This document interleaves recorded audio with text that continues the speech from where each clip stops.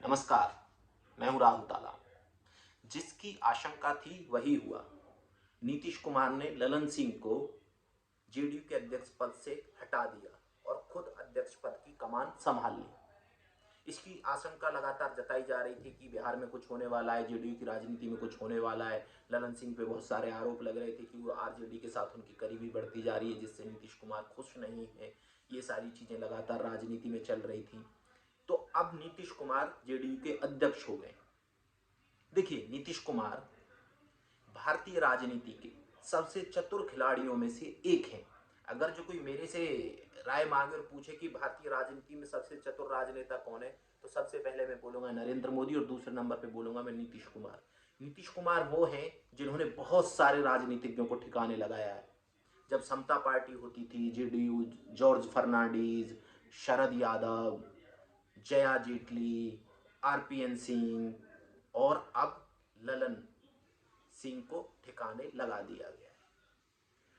और नीतीश लगातार बने हुए हैं। नीतीश की सत्ता लगातार जारी है।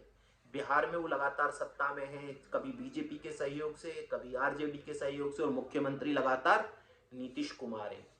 नीतीश कुमार सफल राजनीतिज्ञ, और मैं इसके लिए उनकी प्रशंसा भी करता हूं। लेकिन अगर जो आप उनसे मुझसे ये जानना चाहेंगे कि क्या नीतीश कुमार सफल मुख्यमंत्री है, तो मैं बोलूंगा बिल्कुल नहीं। उन्होंने बिहार के लिए ऐसा कुछ नहीं किया है जिसको इतनी लंबी सत्ता रहने के बाद बिहार में जो परिवर्तन दिखाई देने चाहिए थे, जो विकास दिखाई देना चाहिए था, जो पॉलिसी दिखाई देनी चाहिए, जो पॉलिसी शिफ्ट दिखाई देना चाहिए था, वो सारी चीजें नहीं हुई हैं। बिहार जस का तस है। बिहार में अभी भी गरीबी बरकरार है।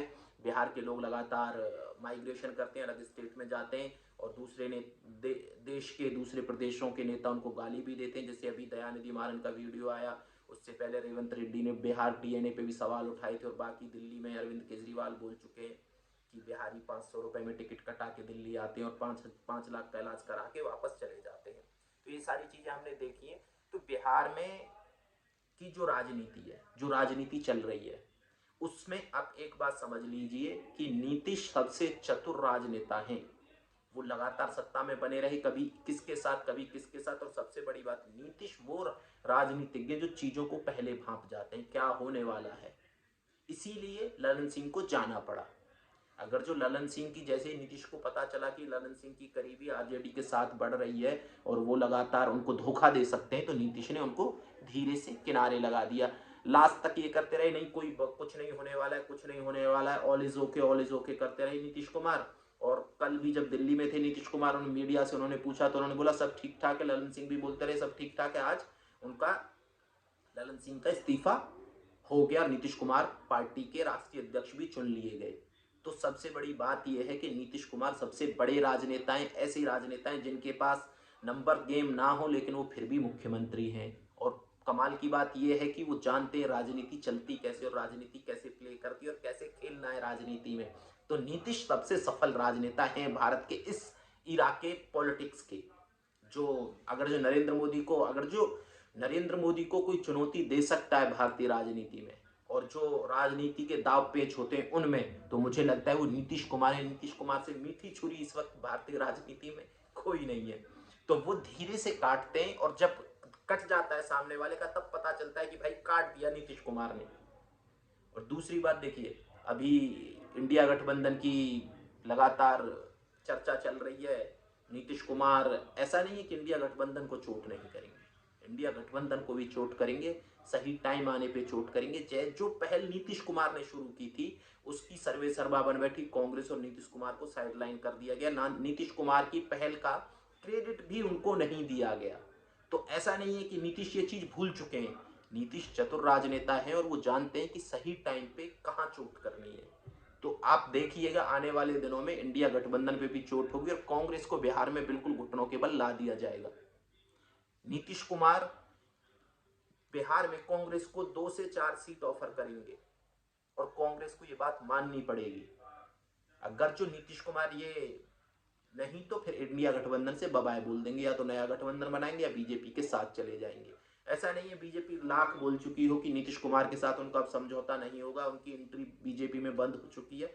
लेकिन प्रधानमंत्री मोदी जानते हैं कि नीतीश कुमार की राजनीति क्या है, वो क्या राजनीति करते हैं और उनका लेबल क्या है राजनीति का, और वो कहां से सोचने की शुरुआत करते हैं। तो इसीलिए अगर जो बीजेपी में भी आ जाए वापस तो चौंकिएगा मत। ठीक है, गृह मंत्री अमित शाह का बयान आपने सुन लिया होगा कि बीजेपी में नीतीश कुमार के दरवाजे बंद हैं और उनकी अब कोई बीजेपी में एंट्री नहीं होगी। लेकिन आपको ये भी नहीं भूलना चाहिए कि बीजेपी में अल्टीमेट कोई नेता है जिसकी बात को कोई नहीं काट सकता है, वो नरेंद्र मोदी है। और नरेंद्र मोदी ये बात जानते हैं कि नीतीश कुमार की कैपेबिलिटीज क्या है, राजनीति में क्या कैपेबिलिटीज है उनकी।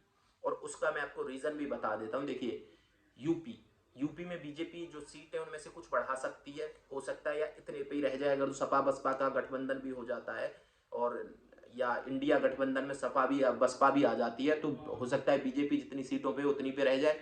मैक्सिमम पे राजस्थान में है, मध्य प्रदेश में मैक्सिमम सीट एक सीट बढ़ा सकती है ज़्यादा से ज़्यादा, छत्तीसगढ़ में भी एक दो सीट बढ़ा सकती है, उत्तराखंड की सारी सीट उनके पास है। तो उस हिसाब से देखा जाए तो हिंदी हर्टलैंड में बीजेपी के पास लगातार जितनी मैक्सिमम हो सकती हैं वो हैं। बिहार एक ऐसा स्टेट है जहां बीजेपी को बहुत ज़्यादा डेंट मिलने वाला है। बीजेपी पिछली बार जेडीयू के साथ लड़ी थी, अगर जो आरजेडी और जेडीयू इस बार साथ लड़ते हैं और कांग्रेस भी उनके साथ होती है, लेफ्ट भी उनके साथ होता है, तो मुझे लगता है कि बिहार एक ऐसा स्टेट है जहां बीजेपी को बहुत डेंट मिलेगा या एनडीए को बहुत ज़्यादा डेंट मिलेगा। तो वहां बीजेपी को पता है कि जो डेंट होगा उस डेंट की को कम कर सकता है कोई, वो नीतीश कुमार कर सकते हैं। जो नीतीश कुमार बीजेपी के साथ आ जाते हैं तो फिर वो पिछला वाला जो रिजल्ट है वो दोहरा दिया जाएगा, बाकी सबको क्लीन स्वीप कर दिया जाएगा। तो ऐसा नहीं है कि नीतीश कुमार के लिए बीजेपी के दरवाजे बंद हो गए, बीजेपी के दरवाजे अभी भी नीतीश कुमार के लिए खुले हुए हैं। तो उस हिसाब से अगर जो आप ये अंक गणित देखेंगे या ये केमिस्ट्री देखेंगे तो नीतीश कुमार की अभी भी आपको उम्मीद रखनी चाहिए और चौंकना नहीं चाहिए अगर जो नीतीश कुमार वापस एनडीए ज्वाइन कर लेते हैं तो। नमस्कार।